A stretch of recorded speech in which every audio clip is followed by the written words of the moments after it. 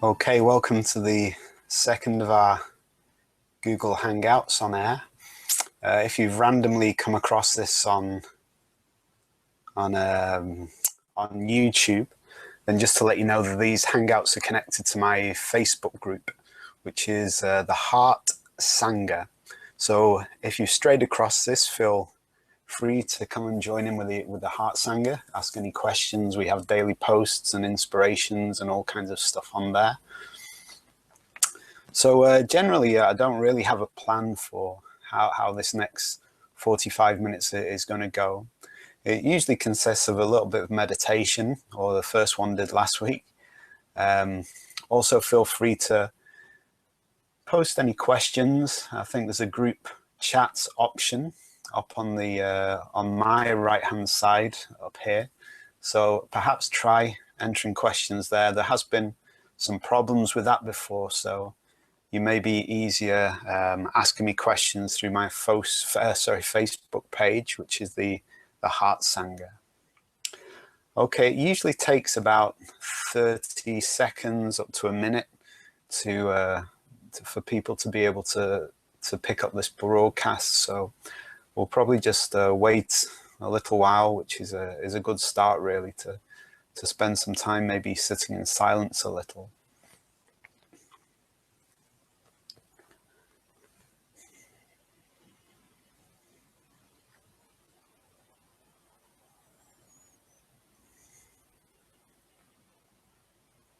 So maybe just for 30 seconds or so, we'll just sit.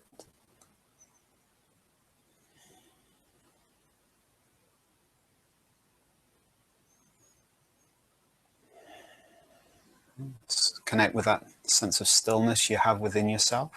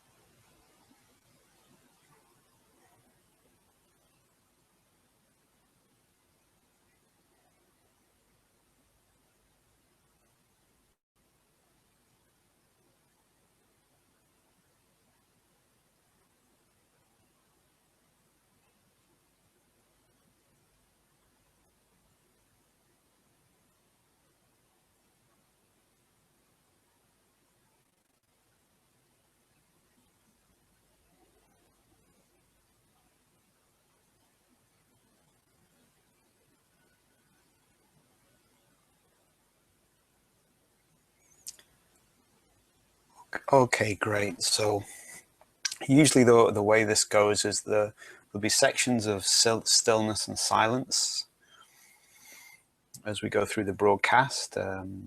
Also be random moments of conversation.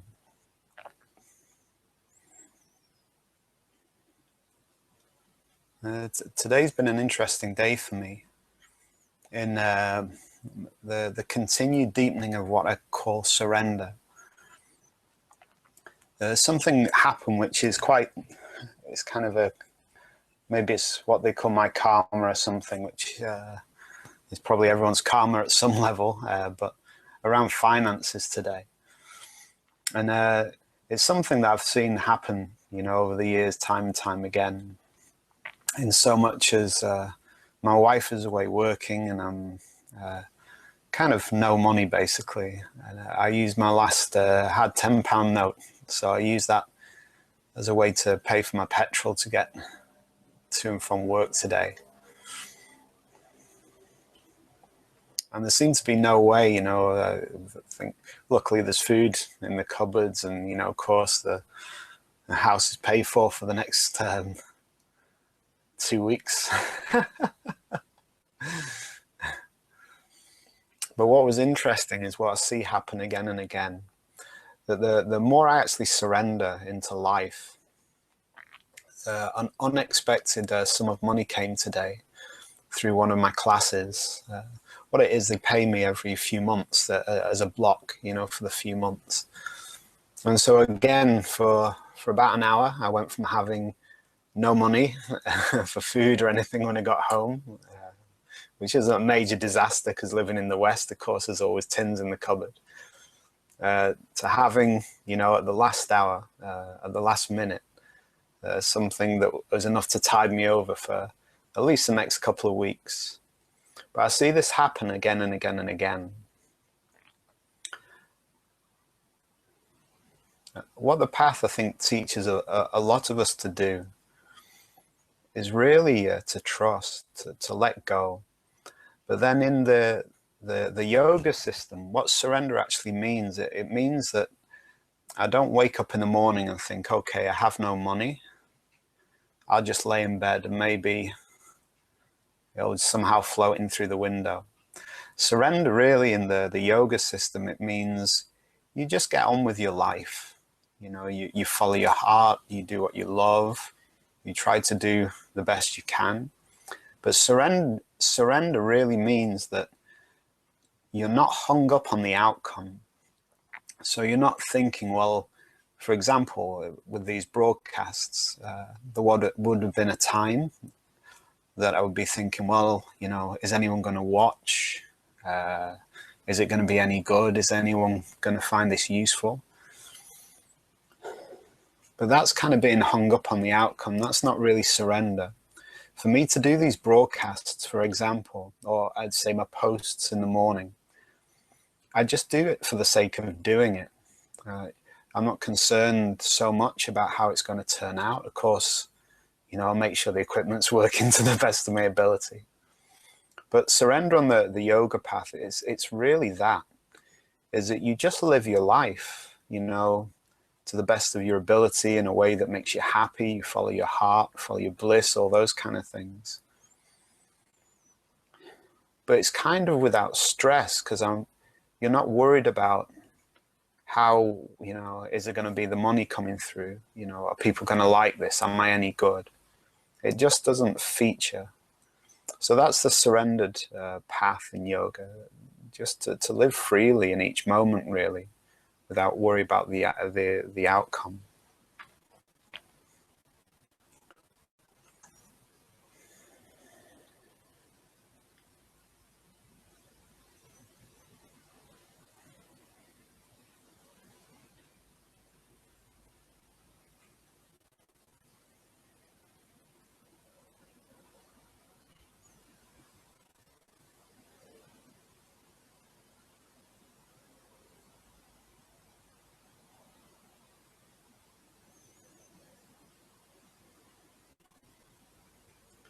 And so then, as far as these broadcasts go, it's a similar thing, really. I don't really start with, I need to say this, what do I want to talk about today? Really, truly, the path of meditation is that you're living each moment fully. You know, of course, there's going to be times where you need some structure in life, and certainly in certain jobs.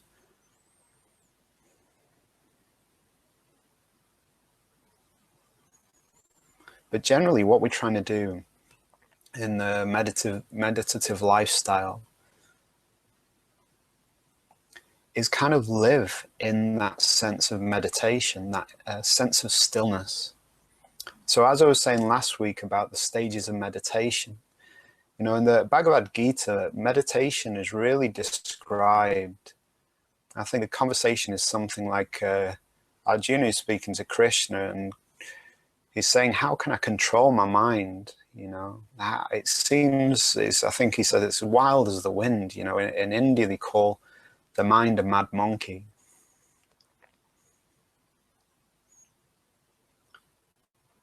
So Krishna, in the, you know, this realized being, he says to Arjuna in the Gita, learn to control your mind, Arjuna, with using meditation. So meditation is kind of described as a tool more than anything. It's really not described as sit all day in meditation, you know, unless you're drawn to do that, unless it works for you. My own teacher used to say, don't really meditate, you know, formally for more than 20 minutes. And I see that because if you do really formal meditation, after about 20 minutes, it seems like central nervous system comes into balance. You get quite peaceful. And so maybe that's certainly the path a lot of teachers talk about. So what we're trying to do in the meditation path is work out how to change life itself into meditation. So when we sit, we might go get that insight, you know, watching the mind, a sense of stillness.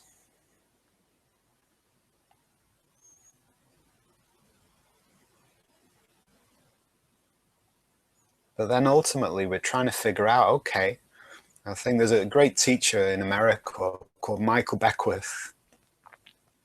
And I remember seeing a talk by him when he said, when you first start meditation, you start trying to figure out how to fit meditation into your day.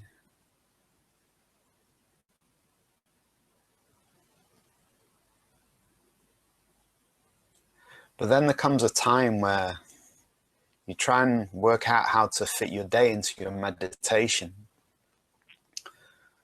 So this means, as it, you know, it says again in the Bhagavad Gita, it talks about this living sense of loving surrender being one of the highest, if not the highest forms of meditation, as opposed to a formal practice.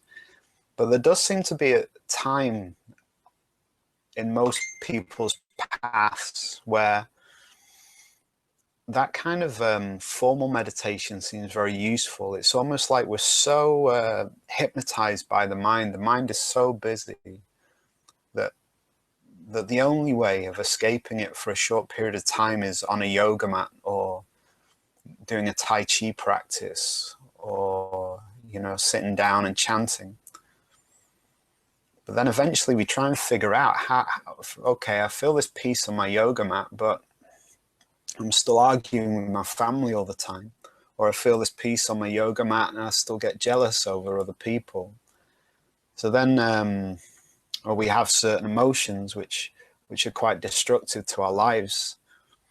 So then eventually what it seems to me that we're trying to do is bring the practice away from just the medication cushion, that's not a bad word, or the yoga mat or the Tai Chi session, and looking at the application of it, you know.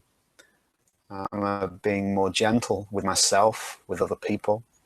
That's that's one of the telltale signs, I think, that your meditation is slowly finding its way into life.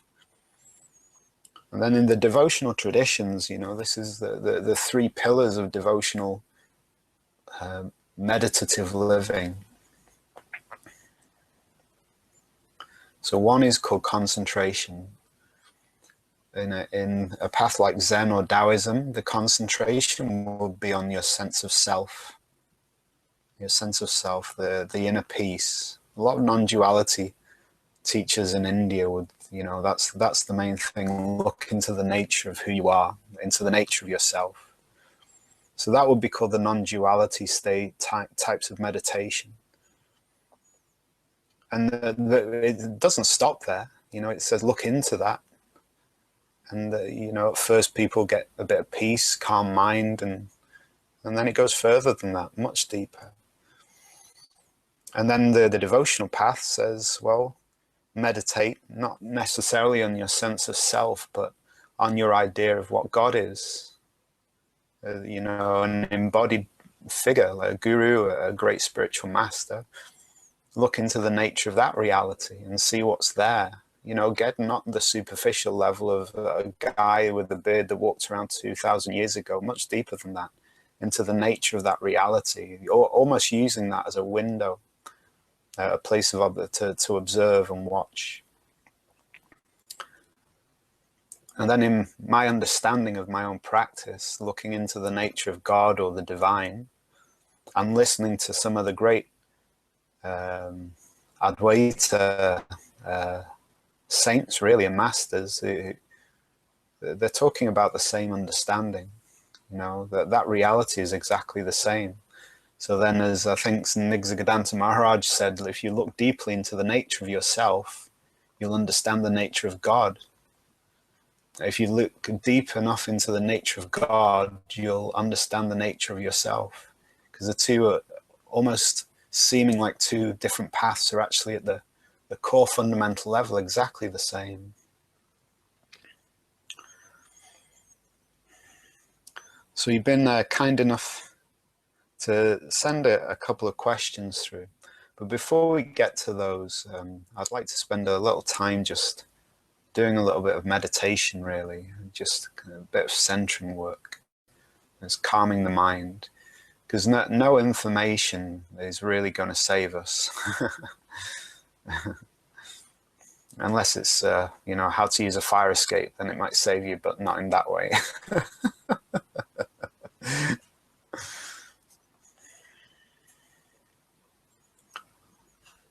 Okay, so what I'd like you to do is sit comfortably. And bear in mind, really, there are stages of awakening, as much as that seems to be rejected by a lot of the kind of newer thought movements around spirituality, but there are stages. The first stage is knowing how to still your mind. We spoke about it last week. Deeper stages is the stillness of the soul, and even beyond that, really. So what I'd like you to do is be comfortable, sit and relax.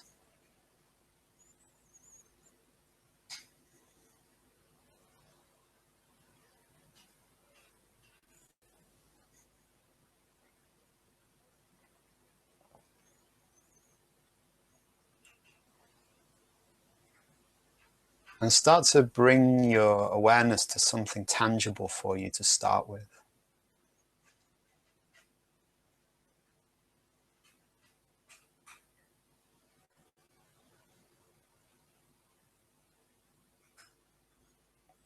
That can be the feeling of your breath.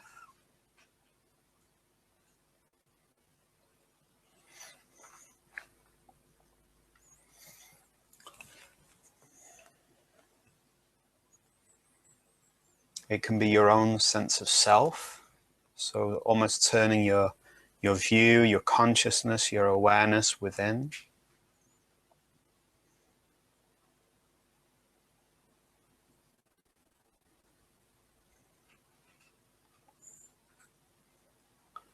And then you can simply focus on the stillness within your own being if you sense that stillness.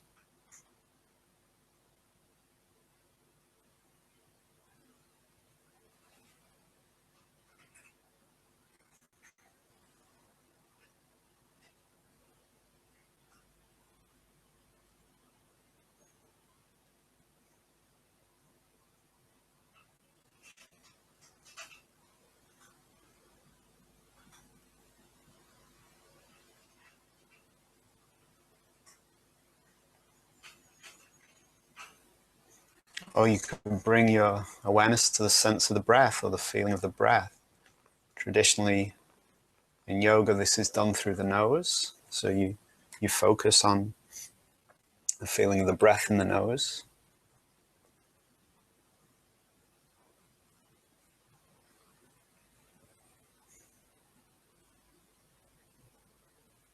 And if you're doing this practice, simply feel that sensation, the breath brushing past the nostrils through the nose, and naturally leaving the body with the out-breath.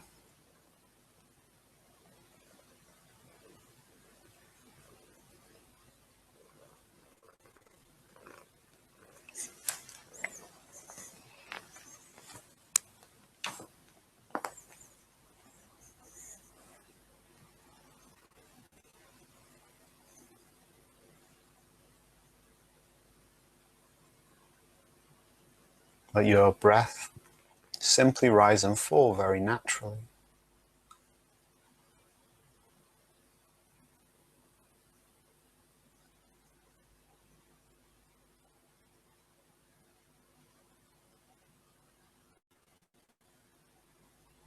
And you can do this with the eyes open or eyes closed.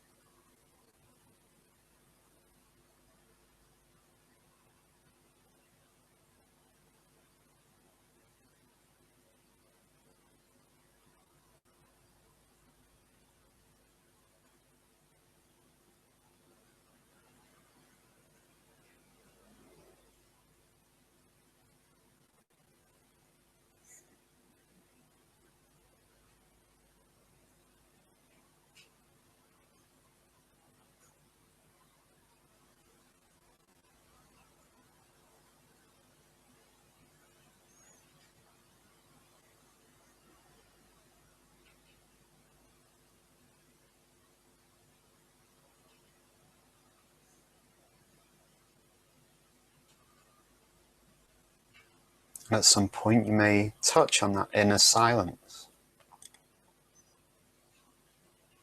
If so, be with the stillness, with the silence, observing the silence.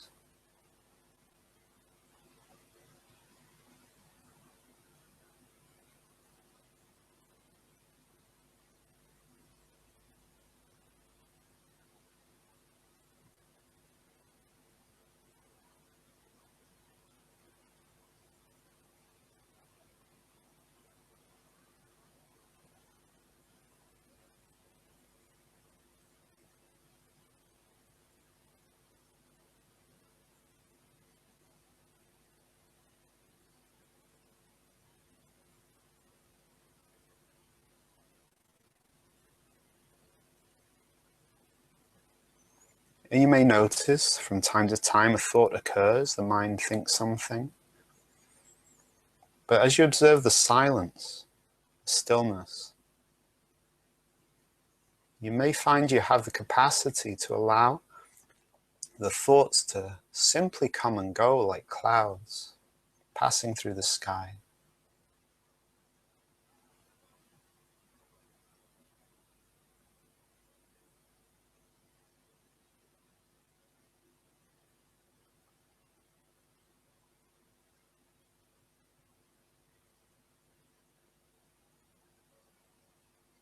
And still your breath, rising and falling, body is breathing.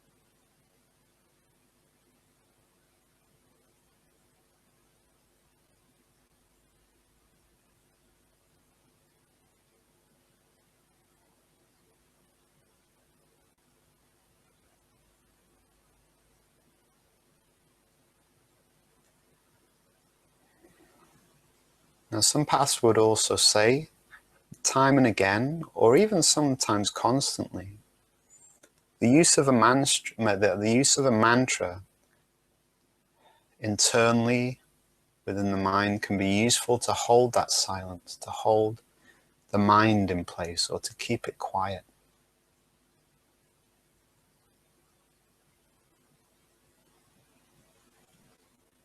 This is also what I've found very useful.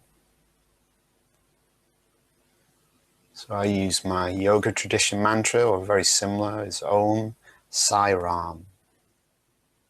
But then you can use any Om Mani Padme Hum, great Tibetan mantra. Nam Myoho Renge Kyo, Zen mantra. Lord Jesus Christ, have mercy on me, or Hail Mary, full of grace. These are great Christian mantras. But then you find the one that resonates with you, that represents something. And you simply repeat where necessary.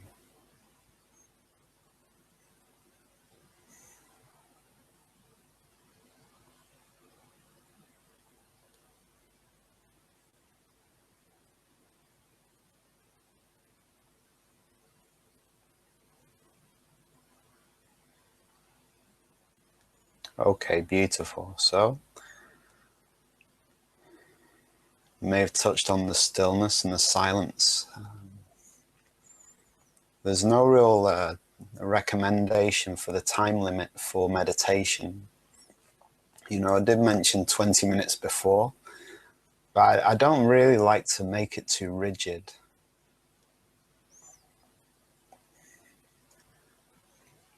But generally, to make it into a practice where you feel some benefit through the day, I would say probably over 20 minutes as a morning practice is very useful. On average, I'll meditate maybe formally for 20 minutes using chant in the morning,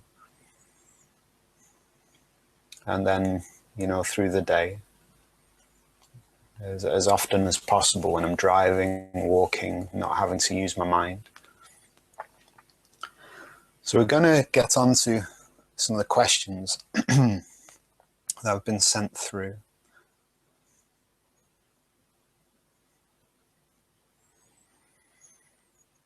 First is actually very relevant to everything we're talking about. So this is sent in from someone who's asking, I'm using journaling and visualization at the moment to help me achieve clarity on what is important to me in a certain situation. I would like to be able to use meditation to help. So that's a great question. Okay, and it's very useful because it ties into what we're talking about how to use meditation or how to bring life into meditation. So the answer to that is pretty straightforward. Whatever you do, especially creative stuff, that could be art, it could be journaling, it could be poetry, music, it could be writing an essay for uni, college, school.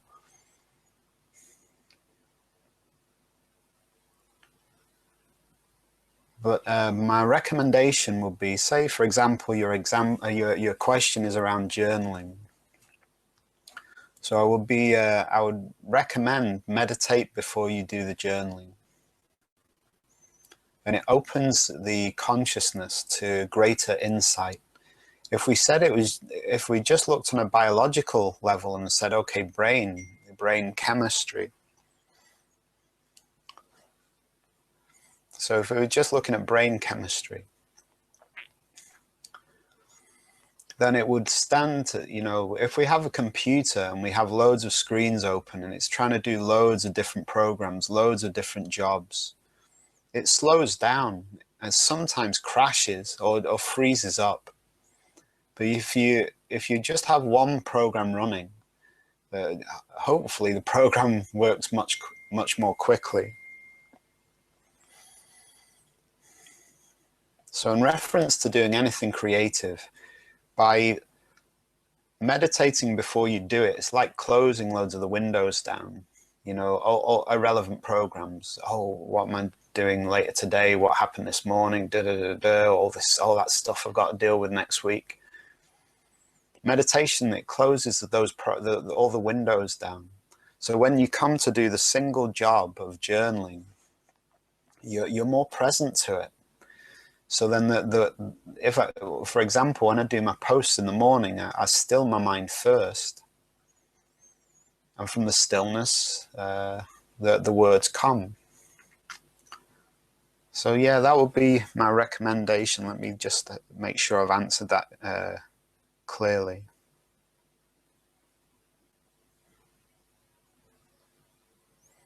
And also the question is around, you know, finding, maybe I understand it, finding the relevant direction to go in.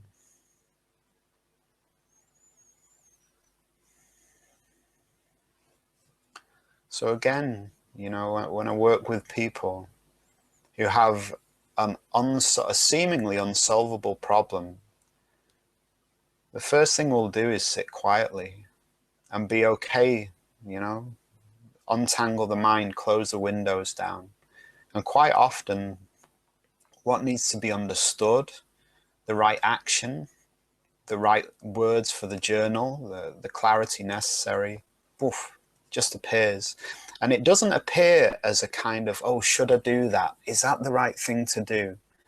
Real inspiration, it somehow hits you on every level of your being. So you have an idea, you feel it in your heart, and it somehow has an energy behind it too. It's almost like it comes with everything that it needs to reach actualization. Yeah, that would be my recommendation with that. I hope that's okay. Oh, no problem. Oh, thank you. So that is helpful then. Lovely. Let's have a look.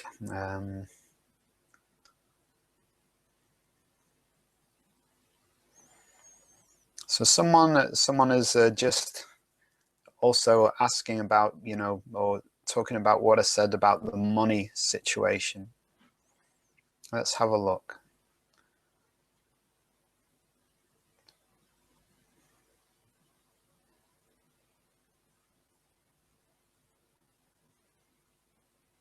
Oh, that's brilliant. Yeah. So yes, the worrying in it, when say if you're worrying about money, it's kind of, you can't literally decide to just stop worrying, because the path of meditation is it's a path, and it seems to slowly go deeper and deeper. I think the Buddha said, one of his sayings was that if you see in something like this, if you see impermanence with the eyes of wisdom, that's the end of suffering.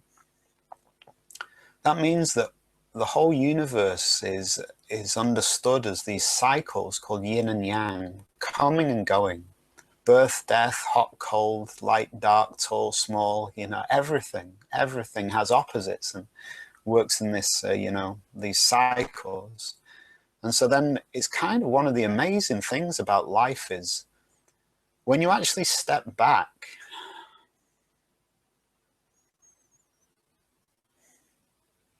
and pause, and you worry less when you see that life is out of my control to a large extent. I can put things into place, and of course, if I want to mow the garden, I have to buy a lawnmower. So, there are things that are in my control. I don't necessarily mean it on every level, but the outcomes, how things turn out, can be very out of our control. But then the interesting thing is, for me, the more that I step back, as much as they're out of my control, they just seem to do what they need to do. I sometimes say, as much as you're enjoying summer, and how much positive thinking you do and keeping your vibration up in summer, winter's going to come. Nothing you can do about it. I mean, you could fly abroad or something, but winter's going to come. And then however depressed you get that winter is here and how unfair and all the heavy clothes now, summer comes back. So you start to see these cycles, and these cycles seem to be everywhere, for me, very much in finances. So I just do what I do. It's not that I sit on my backside and think, oh, money will show up. Maybe, that worked for some people, but if I'm lying in bed and I want a cup of tea, I don't think, well, the law of attraction will bring it me someday, and I'll just sit here thirsty for however long that takes. I'll go and make a cup of tea.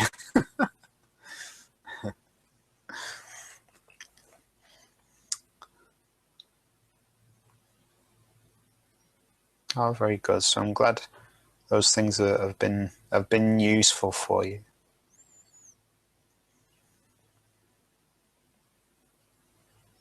Okay, so just a few more. Another question here.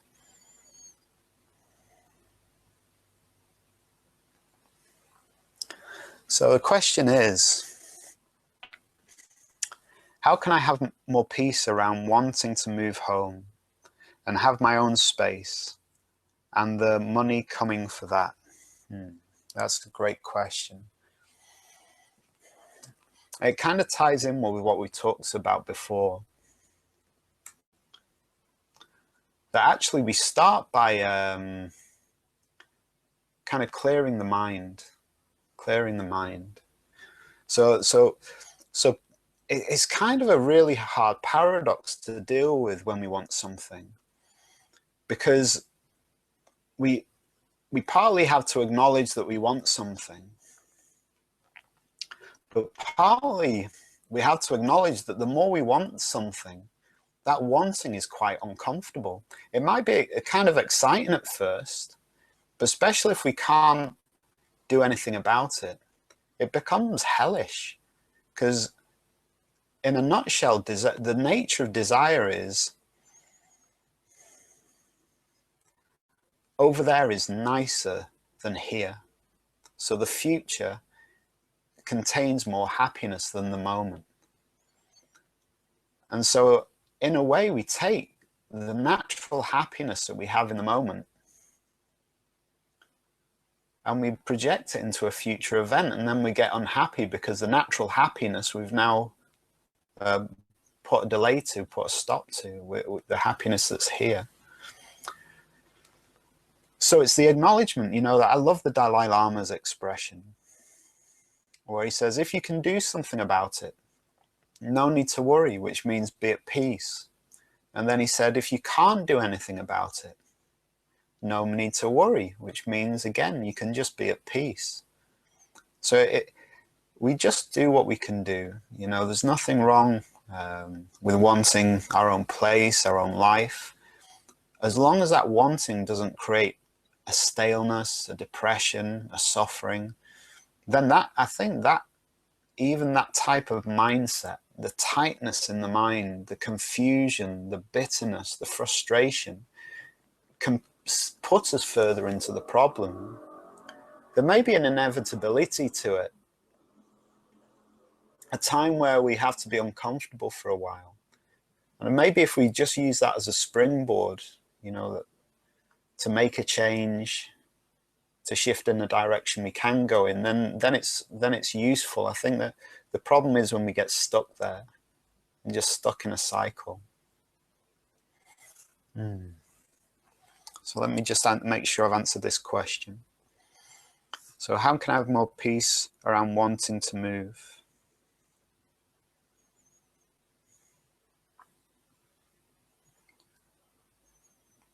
So the first thing is, look, can you do anything about it? In this moment, today, can you do realistically? Is there anything you can do? If so, do it. If there's nothing you can do, if nothing's coming to mind, then surrender it. Okay, I give this to the God, the universe, the Tao, whatever, the light. Okay, this is what I want. Some of our problems rise by thinking we're separate to the universe, that the universe, the divine, can't hear us. But the truth in my experience is that we are that, and that these desires that are put into our hearts have a capacity to reach fulfillment in their own time, but our job is just to cultivate our hearts, you know. There's a great Christian saying is that first seek the kingdom of heaven, kingdom of God, which we're told is within us and all around us. And it says everything will be given to you. So it means if we're happy, more peaceful, more surrendered, we have a clearer mind, and that clearer mind is capable of solutions, insights, knowing when to move, when to be still, and it lets things play out in their own divine timing. And there's hopefully a peace in that.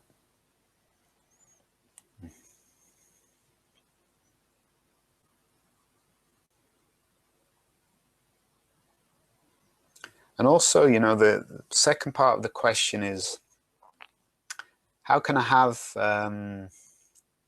my, you know, around my own space and peace for the money coming for that?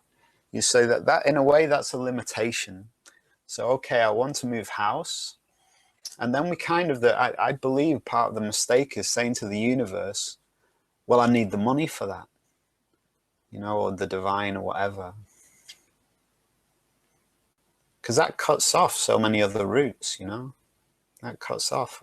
It's enough just to say, right, this is where I want to live, you know, and just let life do its thing, follow the coincidences, if there are any, follow your insights. And if they aren't there, just be at peace. Okay, I know that in my heart I desire this, so I just let it come to me, or me go to it in its own time, its own way. You know, that would be my recommendation. So just one more question.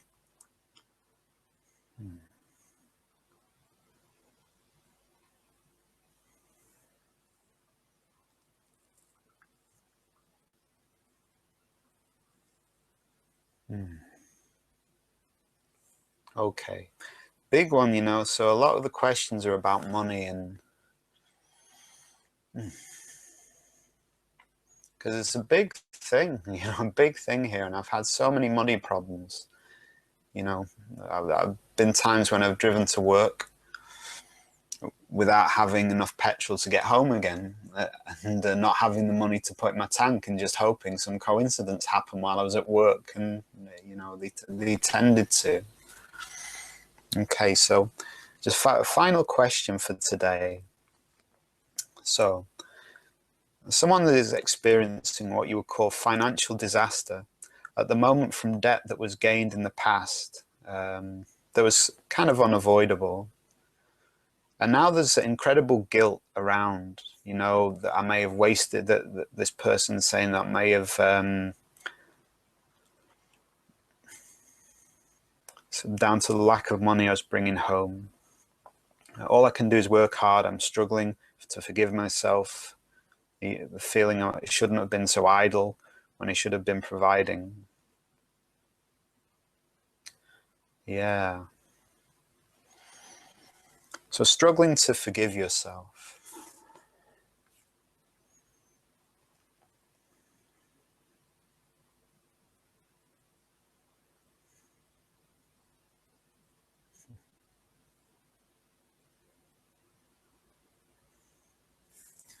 So one way of addressing that is exploring, okay, the lack of forgiveness you have for yourself. Does it bring you peace of mind? Does it make you happy? Does that lack of forgiveness open you up to the possibility, you know, of solutions? Does that harshness on yourself give the peace of mind to be able to love your family, to be calm, to be patient with them? You see, forgiving ourselves isn't just necessarily for us. We forgive ourselves so we can come back to being at peace. And then other people benefit from us forgiving ourselves. We're more insightful. So there's a load of ways you could look at that. One is if you look up something called Ho'oponopono, which is a great forgiveness prayer. It's to repeat a mantra that says, I love you, I'm sorry, please forgive me, thank you. I love you, I'm sorry, please forgive me, thank you.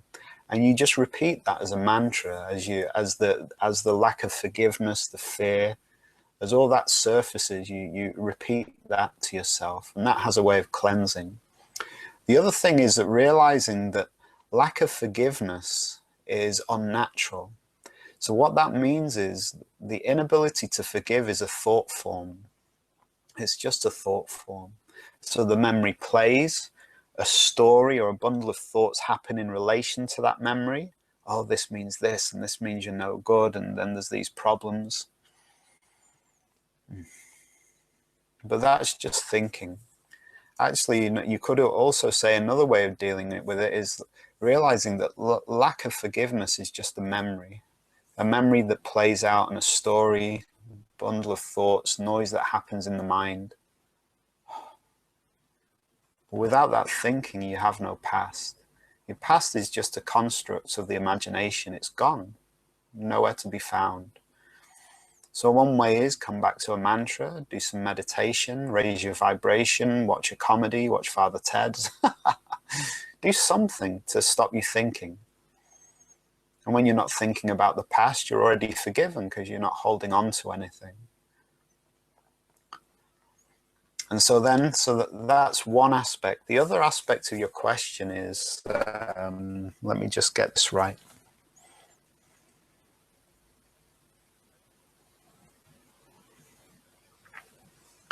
You know, it's actually very simple.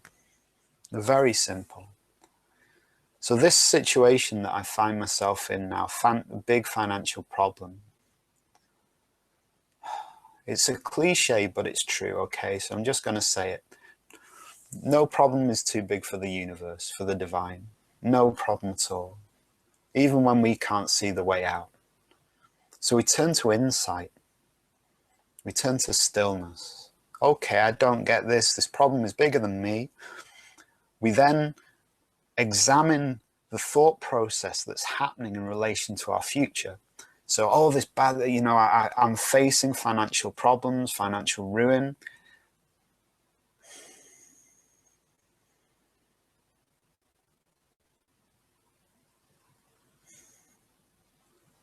But then the thoughts are gone. And where's the financial ruin then? Where's this big chasm? If we examine it correctly, I would say,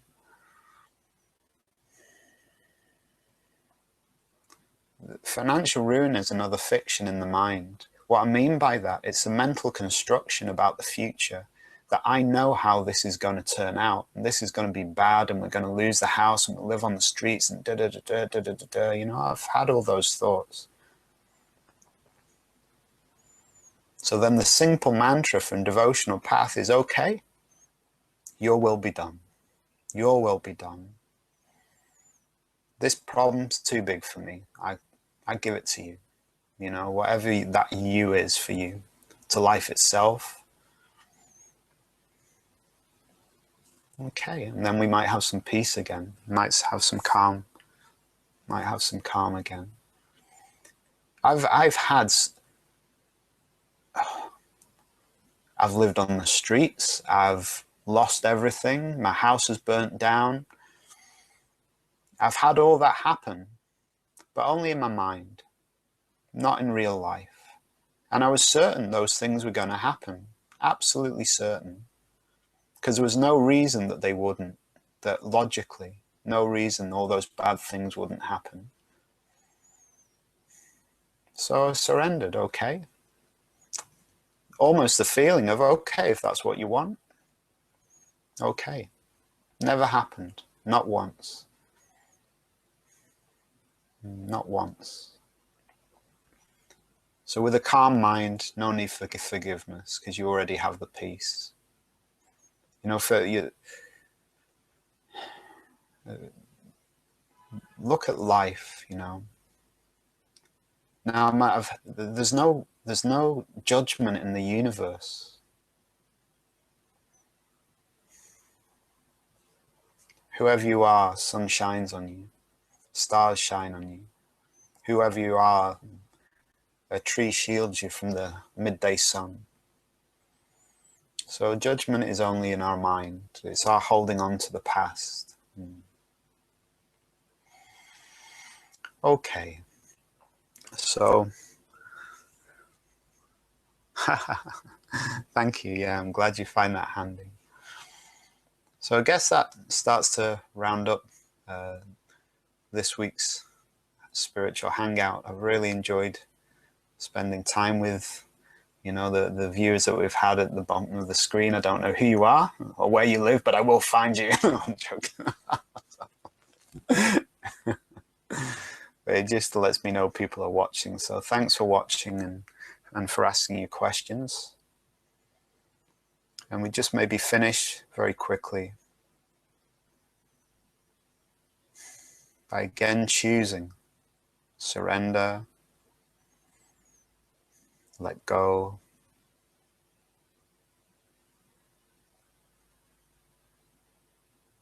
maybe take a moment just to experience life without a story, without the drama, the sun setting, how the light shines, light changes this time of day, this infinite sky, blue sky, so peaceful. The whole universe is at peace, and this little mind says it's just full of problems, but there's just no problems outside the mind.